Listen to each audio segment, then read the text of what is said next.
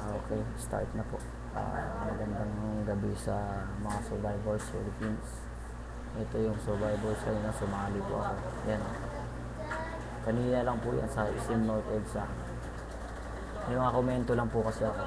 Dahil unang-una, yung sinabi ni Paul Bidiones ay kailangan daw, hindi kailangan ng mental, hindi kailangan ng matangkad, hindi kailangan ng maliit, wala sa itsura, kahit sino pwedeng pumasok. Pag mentally fit ka o physically fit ka, makakapasok. So nangyayari, unang salang, siguro napakaraming pumila kanina na nag-audition, alas 6, alas 5 ng umaga, nandun nakapila na lahat. So ang nangyayari, gusto lahat makapasok sa Survivor Philippines. Pero alam naman natin lahat na hindi talaga makakapasok lahat. So ang nangyari, di sinubukan namin lahat na nag-audition. Okay, unang salang, pumasok ako sa level 1. Ito nga, sa level 2 na sa loob ng SM na. Ang nangyari, wala na yung maliit ka, kung matangkad ka man. Ang nangyayari, pinipili nila yung matatangkad, mga sexy, malalaking katawan. So dapat, ang ginawa nyo, hindi nyo na sinabi na kahit sino pwedeng sumali. Dapat sinabi nyo kagad para hindi magsayang ng pagod yung mga taong nandun, no? Yung mga taong mayroong mga talento talaga na pwede talaga makasalang o makasali doon sa Survivor na sinasabi nyo na yan, na makakatulong doon sa buong show, na magiging, hindi lang maging mentally fit, hindi lang physical fit, hindi lang kailangan malakas, hindi lang kailangan mabilis, hindi kailangan kwela dapat, diba? So ang nangyari, hindi kwelang nangyari, hindi ang nangyari, palakasan tsaka pilian. Pinipili ng mga bakla yung mga malalaking tao. Titignan nila yung mga nakabukol.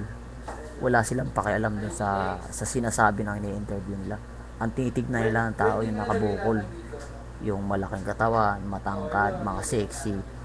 Nasaan yung sinasabi nyo dito na Survivor Philippines? Wala height, wala sa tangkad, wala sa ganda ng mukha, puro pa pogi lang, diba? Hindi, nangyayari, titignan nyo ba yung mga nakaganon lang, malalaking katawan ng titignan nyo tsaka yung mga pakyut Nasaan yung talento ko? Paano nyo masasala yung mga karapat dapat pala na pumasok sa Pinoy Survivors? Hindi nyo titignan kung ang tao may talento may kakayahan. Yung interview, ang gagaling ng mga sagot sa inyo, hindi nyo pinababayaan yung mga sinasabi, kaya ko, malakas ako, kinukuha nyo. Nasaan yung audition dito? Diba? Sana sinabi nyo na sa TV pa lang, sinabi nyo na kailangan natin matangkad, kailangan natin dito yung malalaking katawan, mga brosko, malalaki, matatangkad ang height, mga sexy talaga. Para sana, Brad, hindi nagsayang ng pagod yung mga nasa malalayong lugar pa. Yung iba may mga trabaho pa, umabsent lang.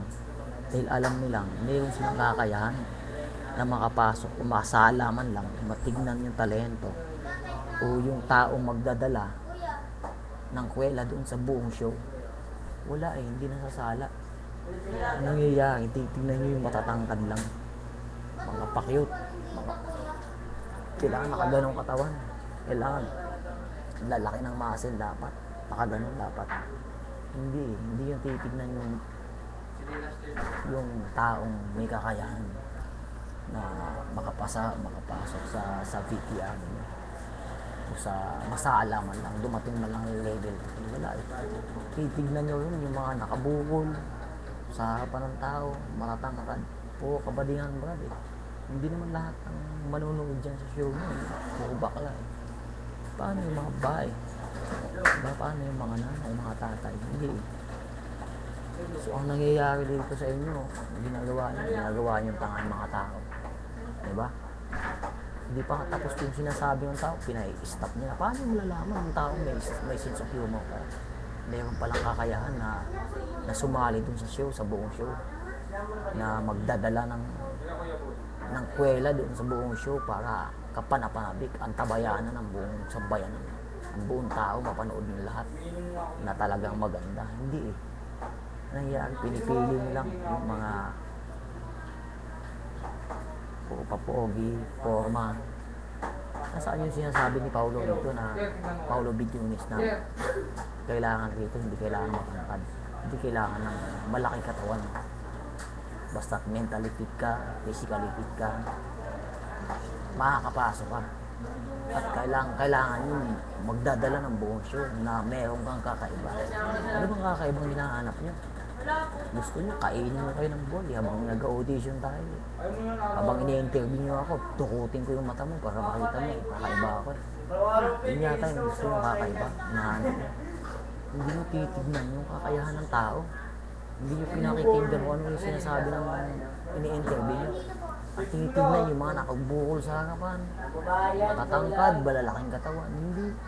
Dapat pala rito, dapat sinabi nyo, pagwapuhan pala rito, patangkaran. Parang sinabi nyo, magbabasketball yung kinukuha nyo.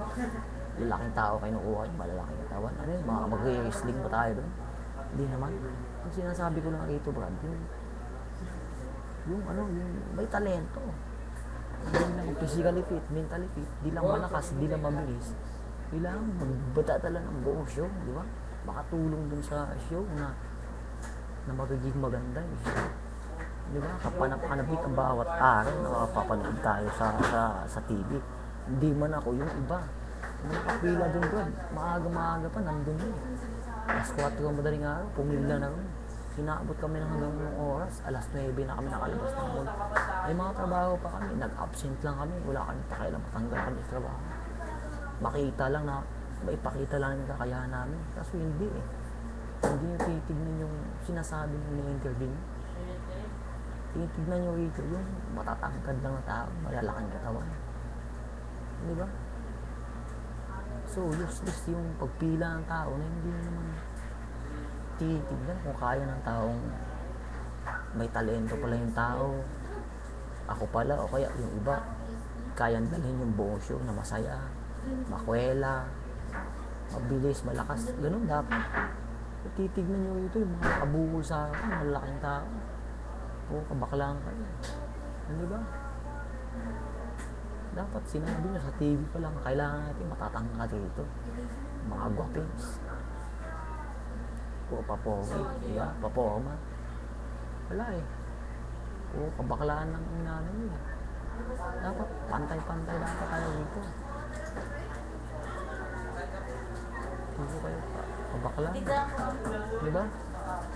O kayo wala. Tulad na sinabi ni Paulo, pwedeng maliit dito, walang itsura rito, basta physically fit ka, mentally fit ka, pwede kang sumali kung mayroon kang talentong kakaiba. Yung sinasabing talento yun, dapat ka na makasali sa show. Sa inyo, matatangkad yung titignan nyo. Paano yung maliliit tulad namin? Mga pangit sa tulad namin, di ba? Hindi nyo titignan yun. O kayo, karantaduhan.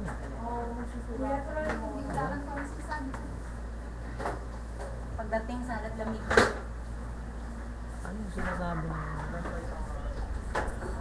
ng isang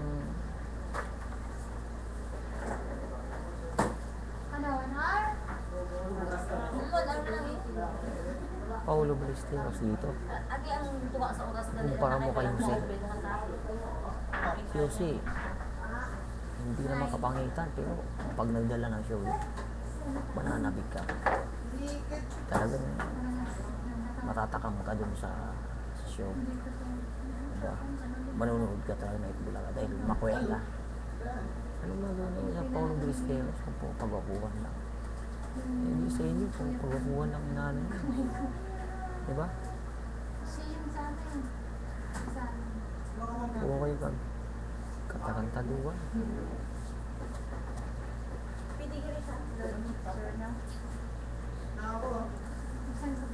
So wala. Tapos siyak, no? Sa